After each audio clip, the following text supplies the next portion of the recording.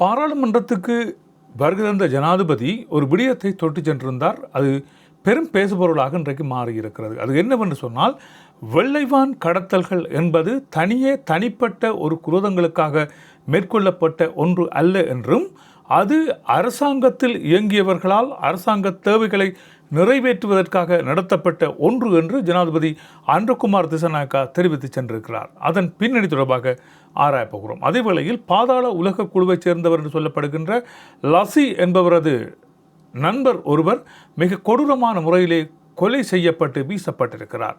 அவை தொடர்பாகவும் ஆராயப்போகிறோம். இதே வேளையில் யாழ்ப்பாணத்தில் பிரபல தவில் வித்துவான் என்று சொல்லப்படுகின்ற 17 வயது ஒரு சிறுவன் அவர் தற்கொலை செய்து கொண்டார் என்று சொல்லப்படுகிறது. அந்த தற்கொலையின் பின்னால் இருக்கின்ற மிகப்பெரிய ஒரு கதை இன்றைய தினம் வெளிவந்திருக்கிறது. அவைகள் தொடர்பாகவும் ஆராயப்போகிறோம். வாருங்கள் காணொளிக்குள்ளே செல்லலாம். என்னவென்று சொன்னால், உங்கள் பலருக்கு தெரியும், ஜனாதிபதி அன்றகுமார் திசாநாயக்கா நாடாளுமன்றம் வருகிறார் என்றால் ஏதோ ஒரு புதிர் ஒன்றோடு தான் அவர் நாடாளுமன்றம் வருகிறார் என்று அர்த்தப்படும். அப்படி இருக்கின்ற நிலைமையிலே அன்றகுமார் திசாநாயக்கா தெரிவித்திருக்கின்ற கருத்து தான் இன்று பெரும் பேசுபொருளாக மாறியிருக்கிறது. என்னவென்று சொன்னால், இந்த வெள்ளை வானில் கடத்திய கடத்தல் விவகாரங்கள் உங்கள் பலருக்கு தெரியும். 2009க்கு முற்பட்ட காலப்பகுதியில் நள்ளிரவு வேளைகளாக இருக்கட்டும், பகல் வேளைகளாக இருக்கட்டும், வெள்ளை வானிலே வருகை தருகின்ற நபர்கள் யாரை குறிவைத்து வருகிறார்களோ அந்த நபர்களை கைது செய்து கொண்டு சென்றதுதான் இன்று வரைக்கும் அவர்கள் வீடு திரும்பாத சோகம் இன்று வரைக்கும் நிலவிக் கொண்டிருக்கிறது. அப்படி இருக்கின்ற நிலைமையில் இவை தொடர்பான விசாரணைகள் இப்பொழுது இடம்பெற்றுக் கொண்டிருக்கின்றன. இது யாரால் மேற்கொள்ளப்பட்டது, எதற்கால் மேற்கொள்ளப்பட்டது, என்ன வகையாக மேற்கொள்ளப்பட்டது என்ற விசாரணைகள் யாவும் இப்பொழுது கிட்டத்தட்ட நிறைவடைந்திருப்பதாக சொல்லப்படுகிறது. இதிலே ஊடகவியலாளர்கள் அடங்குகிறார்கள், புத்திஜீவிகள் அடங்குகிறார்கள், ஊரில் பிரபல பிரமுகங்கள் அடங்குகிறார்கள், விடுதலை புலிகளுக்கு ஆதரவாக செயற்பட்டார்கள் என்று சொல்லப்படுகின்ற நபர்கள் அடங்குகிறார்கள், பல்கலைக்கழக மாணவர்கள் அடங்குகிறார்கள், ஊரிலே சமூக செயற்பாடுகளை முன்னின்று செய்கின்ற பல்வேறுபட்ட சமூகவியலாளர்கள் கைது செய்யப்பட்டிருக்கிறார்கள். அது தவிர அரசியல் செல்வாக்கு மிக்க நபர்கள் பலரும் கைது செய்யப்பட்டிருக்கிறார்கள். ஊர் சங்கத்தினுடைய தலைவர்கள் கைது செய்யப்பட்டிருக்கிறார்கள். கடத்தொழில் சமாசத்தினுடைய தலைவர்கள் கைது செய்யப்பட்டிருக்கிறார்கள். ஒரு சோதனை சாவடியை தாண்டுகின்ற வழியில் பலர் காணாமல் போயிருக்கிறார்கள். இவ்வாறாக பல்வேறுபட்ட காணாமல் போதல்கள் இடம்பெற செய்யப்பட்டிருக்கின்றன. இந்த வெள்ளை வான், அதாவது இரவு நேரங்களிலே வெளிவருகின்ற இந்த வெள்ளை வான்கள் ஊரடங்கு சட்டம் அமுலில் இருக்கின்ற காலகட்டத்திலே சாதாரணமாக ஒருவர் வீட்டை விட்டு வெளியே சென்றாலே துப்பாக்கிகள் நீள்கின்ற அந்த காலகட்டத்தில் ஒரு இரவு வேளைகளிலே மக்கள் அயர்ந்து தூங்குகின்ற வேளைகளிலே வீட்டு கதவுகளை உடைத்து அல்லது வீட்டு கதவுகளை தட்டி யாரை கைது செய்ய வந்திருக்கிறார்களோ அவரது பெயர்களை சொல்லி அந்த குடும்பங்கள் கூக்குரலிட்டு குளறி கூச்சலிடுகின்ற வேளையில் அவற்றையெல்லாம் உதாசீன செய்துவிட்டு அழைத்து சென்றவர்கள் இன்று வரை வீடு திரும்பாத சோகம் நிறைந்து கொண்டே இருக்கிறது. அந்த சோகங்களுக்கு ஒரு விடை கிடைக்குமா என்றால் ஜனாதிபதி அன்றகுமார் திசாநாயக்கா ஆற்றியிருக்கின்ற அந்த உரையிலே ஒரு விடிவு கிடைக்கும் என்றே பலர் நம்புகிறார்கள். உங்கள் பலருக்கு தெரியும், அந்த இராணுவ சோதனை சாவடிகளை தாண்டித்தான் இந்த வெள்ளை வான்கள் வரும் என்று தெரிவித்திருக்கிறார்கள். ஒரு சிலர் தெரிவித்திருக்கின்ற சாட்சிகளின் அடிப்படையிலே குறிப்பிடப்பட்ட பெரிய முகாம்களிலிருந்து வெளிவருகின்ற இந்த வெள்ளை வான்கள் திரும்பவும் அந்த முகாமுக்கே சென்றுவிட்ட சம்பவங்களை சிலர் கண்டிருக்கிறார்கள் என்றும் தெரிவிக்க தோன்றுகின்றது. அவ்வாறு கைது செய்யப்படுகின்ற அந்த நபர்கள் ஒரு சிலர் சடலங்களாகவும் ஒரு சிலர் இன்று வரைக்கும் காணாமலாக்கப்பட்டவர்களாகவும் பட்டியல் நீண்டு கொண்டே செல்கிறது. எனவே இவற்றுக்கு ஒரு விடிவு காலம் கிடைக்க வேண்டும் என்பதாக பலரது பிரார்த்தனைகள் இருந்திருந்தன. யாழ்ப்பாணம் தொடக்கம் அம்பாறை வரை கொழும்பு பகுதிகளில் ஆகட்டும் பல்வேறுபட்ட நபர்கள் இவ்வாறு கடத்தி காணாமல் ஆக்கப்பட்டிருக்கிறார்கள். குறித்த அந்த நபரை குறிவைத்து அவர் கடத்தப்பட்டு அவர் காணாமல் ஆக்கப்பட்டிருக்கிறார். உங்களுக்கு பலருக்கு தெரியும், திருவோணமலையில் இயங்கியதாக சொல்லப்படுகின்ற கன்சைட் வதை முகாம், அந்த வதை முகாமில் வைத்து பலர் வதைக்கப்பட்டார்கள் என்கின்ற விடயம் பலரது சாட்சிகளாக இருக்கின்றன. ட்ரிப்போலியன் பிளட்டூன் என்று சொல்லப்படுகின்ற அந்த குழுவை வைத்துக்கொண்டு இராணுவ புலனாய்வாளர்கள் பல்வேறுபட்ட செயற்பாடுகளை செய்திருக்கிறார்கள். இதற்கு மூலகாரணமாக இருந்தவர் கோத்தபாய ராஜபக்ச என்கின்ற விடயமும் பல்வேறுபட்ட விசாரணைகள் தெரிய வந்திருக்கிறது. இராணுவ புலனாய்வாளர்கள் அல்லது அவற்றோடு சேர்ந்து இயங்கிய அரச ஒட்டுக்குழுவினர் அவர்கள்தான் இவ்வாறான செயற்பாடுகளில் ஈடுபட்டிருக்கிறார்கள் என்கின்ற விடயம் இப்பொழுது தெரிய வந்திருக்கிறது. இந்த புலனாய்வு குழுவை இயக்கியதில் மிக மிக முக்கியமானவர் இப்பொழுது விசாரணையிலே இருந்து வருகின்ற சுரேஷ் சலே என்பதும் மறுக்க முடியாத ஒரு உண்மையாக இருக்கிறது. இராணுவ தளபதியாக இருந்தவர்கள், இராணுவத்துக்கு பொறுப்பாக இருந்தவர்கள், புலனாய்வு தளபதிகளாக இருந்தவர்கள், புலனாய்வு அதிகாரிகள், சாதாரண புலனாய்வாளர்கள், இவர்களிடம் மேற்கொள்ளப்பட்டு வருகின்ற விசாரணைகளிலே பல்வேறுபட்ட விடயங்கள் தெரிய வந்திருக்கின்றன. யாரை கடத்தினோம், யாரை கொலை செய்தோம், எங்கே புதைத்தோம் போன்ற பல்வேறுபட்ட விடயங்கள் இவற்றின் பின்னணியில் இப்பொழுது வெளிவந்திருக்கிறது. மக்களது கண்ணீர்களை விற்பனை செய்து அவற்றின்பால் அரசியல் விளக்கின்ற ஒரு செயற்பாடு இடம்பெற்றிருக்கிறது. ஜனநாயக ரீதியில் பல்வேறுபட்ட கருத்துக்களை எடுத்து வைத்த ஊடகவியலாளர்கள் பலரது கழுத்துக்கள் நெரிக்கப்பட்டிருக்கின்றன. பல ஊடகவியலாளர்கள் எங்கு சென்றார்கள் என்ற நிலைமையை தெரியாது இன்று வரைக்கும் அந்த குடும்பங்கள் குளறி அழுது கொண்டிருக்கின்றன. எனவே இவற்றுக்கு இப்பொழுது அன்றகுமார திசாநாயக்கா தெரிவித்திருக்கின்ற கருத்து ஒரு மருந்தாக மாறும் என்றே பலரால் தெரிவிக்கப்பட்டிருக்கிறது. பிள்ளை வருவான் என்றும், தனது கணவன் வருவான் என்றும், தனது தந்தை மீண்டும் வீடு திரும்புவார் என்றும் காத்திருக்கின்ற உறவுகளுக்கு அவர்கள் வருவார்களா வரமாட்டார்களா என்பது புரியாத புதிராகத்தான் இருக்கிறது. ஆனால் என்ன நடைபெற்றது என்கின்ற ஒரு விடயம் தன்னும் இவற்றின்பால் தெரியப்படுத்தப்பட வேண்டும். விளைவானில் கடத்தப்பட்டு கொண்டு சென்ற தங்கள் கணவன், தங்கள் பிள்ளைகள், தங்கள் உற்றார் உறவினர்களுக்கு என்ன நடைபெற்றது, அவர்கள் எங்கே, அல்லது அவர்கள் இறந்து விட்டார்கள் என்றால் இறப்புச் சான்றிதழை கொடுத்து அவர்கள் எப்போது இறந்தார்கள் என்கின்ற விடயம் தன்னும் தெரியப்படுத்தப்படுமாக இருந்தால் தங்கள் சமய சம்பிரதாயங்களின்படி அவர்களுக்குரிய இறப்பு ஈமைக்கிரிகைகளை செய்து அவற்றின்பால் கொஞ்சம் மனமாறிக்கொள்ள அந்த தாய் சகோதரங்கள் உற்றார் உறவினர்களுக்கு ஒரு சந்தர்ப்பம் ஏற்படுத்தி கொடுக்குமா இந்த அரசாங்கம் என்றது ஒரு கேள்விக்குறியாகத்தான் இருந்து வருகிறது. காலி பகுதியில் இருக்கின்ற ஒரு நீரோடையிலிருந்து மீட்கப்பட்ட ஒரு சடலம் தொடர்பாக பல்வேறுபட்ட அதிர்ச்சிகரமான தகவல்கள் வெளிவந்திருக்கின்றன. அந்த சடலம் கைகள் கால்கள் கட்டப்பட்ட நிலையில், முகம் சிதைவடைந்த நிலையிலே அடையாளம் காண முடியாத அளவிற்கு அது மீட்கப்பட்டிருந்தது. மீட்கப்பட்ட அந்த சடலம் தொடர்பாக போலீசார் பல்வேறுபட்ட விசாரணைகளை மேற்கொண்டிருந்தார்கள். ஏனென்று சொன்னால் சடலத்தை அடையாளம் காணுகின்ற அளவிற்கு அதனது முகப்பகுதி சிதைக்கப்பட்டிருந்தது.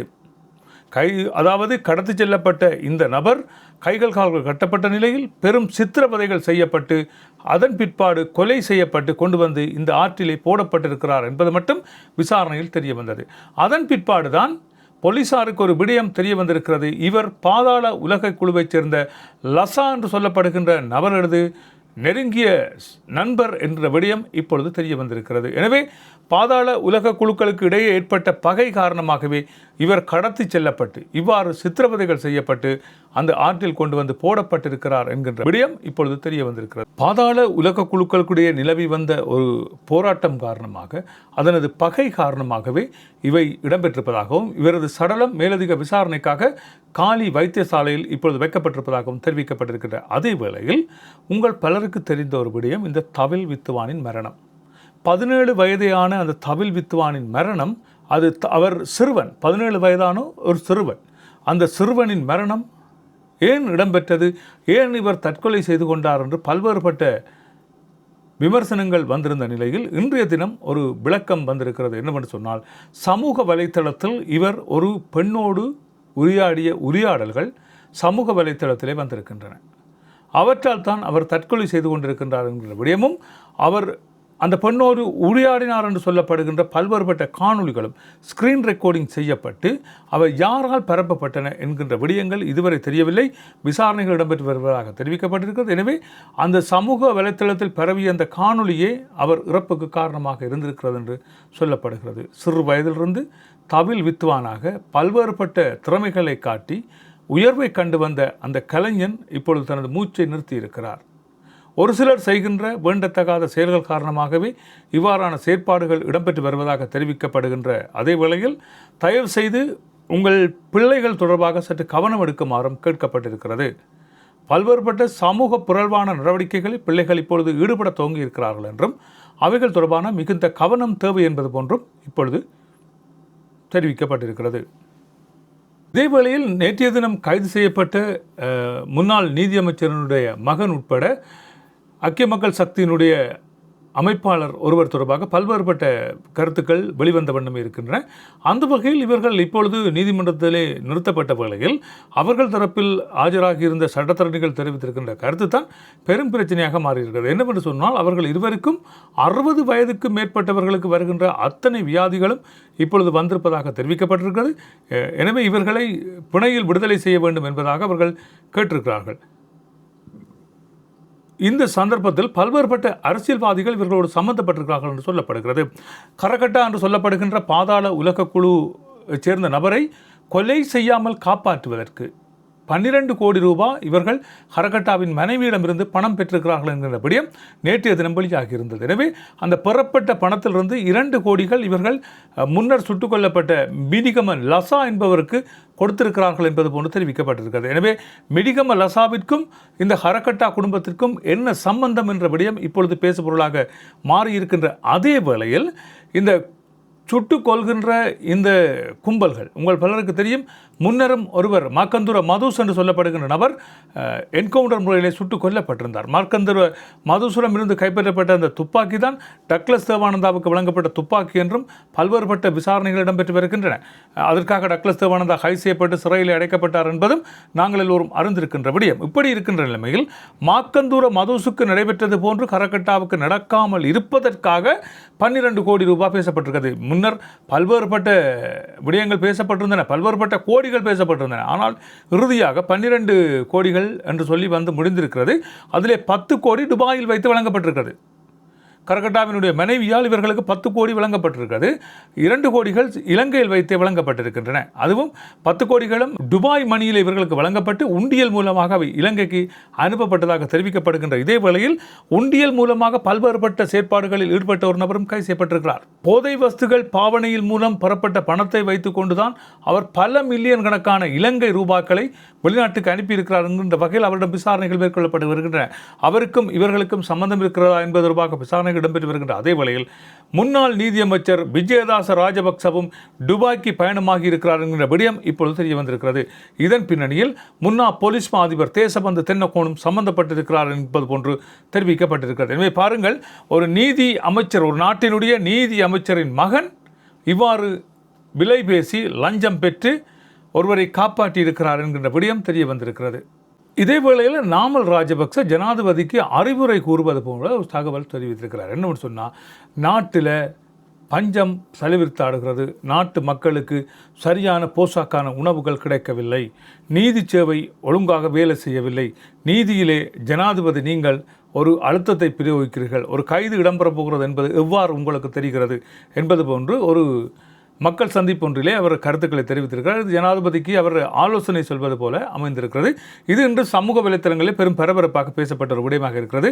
அதாவது இவர் கடந்த காலத்தை மறந்துவிட்டு பேசுகிறாரா என்பது போன்று சமூக வலைத்தளங்கள் இன்றைய தினம் கருத்துக்களை வெளியிட்டிருக்கின்றன. யாருடைய காலத்திலே மக்கள் வீதிகளிலே பெட்ரோலுக்கு நின்றார்கள், உணவுக்கு தட்டுப்பாடு ஏற்பட்டது, மக்கள் பால்மாவுக்கு தட்டுப்பாடு ஏற்பட்டது, உரங்களுக்கு தட்டுப்பாடு ஏற்பட்டது, இவ்வாறு எல்லா வகையான தட்டுப்பாடுகளையும் ஏற்படுத்தியவர்கள் யார் என்பதை மறந்துவிட்டு நாமல் ராஜபக்ச பேசுகிறாரா என்பது போன்ற கருத்துக்கள் தெரிவிக்கப்பட்டிருக்கிறது. அதே வேளையில் தாங்கள் எந்த வகையான விசாரணைகளை எதிர்கொள்வதற்கு தயாராக இருப்பதாகவும், தாங்கள் நீதி சேவையை முழுமையாக நம்புவதாகவும், ஆனால் ஜனாதிபதி மற்றும் தற்பொழுது இருக்கின்ற அரசாங்கங்கள் இந்த நீதி சேவையின் மீது ஒரு அழுத்தத்தை பிரயோகிக்கின்றன, எனவே அந்த அழுத்தங்கள் தான் இல்லாமல் போக வேண்டும் என்பது போன்று இவர் கருத்துக்களை தெரிவித்திருக்கிறார். சரி, இது இப்படியாக இருக்கின்ற வேளையில் நீங்கள் மறந்து போன ஒரு விடயம், பல்லேகம கேமரத்ன தேரர், முன்னாள் அட்டமஸ்தானி என்று சொல்வார்கள். அவரது வழக்கு விசாரணை இன்றைய தினம் நீதிமன்றத்தில் எடுத்துக்கொள்ளப்பட்டிருக்கிறது. இன்றைய தினம் அவரது ஒரு இரத்த மாதிரி டிஎன்ஏ பரிசோதனை அங்கே சமர்ப்பிக்கப்பட்டிருக்கிறது என்றும் மற்றொரு டிஎன்ஏ பரிசோதனைக்காக காத்திருப்பதாகவும் தெரிவிக்கப்பட்டிருக்கிறது. எனவே இந்த வழக்கு இப்பொழுது பின் சென்றிருக்கிறது. இது தவிர 4 வழக்குகள், வெவ்வேறு வழக்குகள் சம்பந்தமாக, அதாவது சிறுவர்கள் தொடர்பான துஷ்பிரயோகம் சம்பந்தப்பட்ட 4 வழக்குகள் தொடர்பாக அங்கே குற்றவாளிகளாக கருதப்பட்டு குற்றம் நிரூபிக்கப்பட்ட நபர்களுக்கு 20 நாட்களுக்குள்ளே அவர்களுடைய குற்றம் நிரூபிக்கப்பட்டு நீதி வழங்கப்பட்டிருக்கிறது. அவர்களுக்கு 104 வருடங்கள் சிறை தண்டனை வழங்கப்பட்டு தீர்ப்பு வழங்கப்பட்டிருக்கிறது. இது போன்ற தீர்ப்புகள் மற்ற வழக்குகளுக்கும் வழங்கப்பட்டால் சந்தோஷமாக இருக்கும் என்பது போன்று மக்கள் கருத்துக்களை தெரிவித்திருக்கிறார்கள். நல்லது உறவுகளே, மற்றும் ஒரு காணொலியில் சந்திக்கலாம். அதுவரை அன்பு வணக்கம் கூறி விடைபெறுகிறேன். நன்றி, வணக்கம்.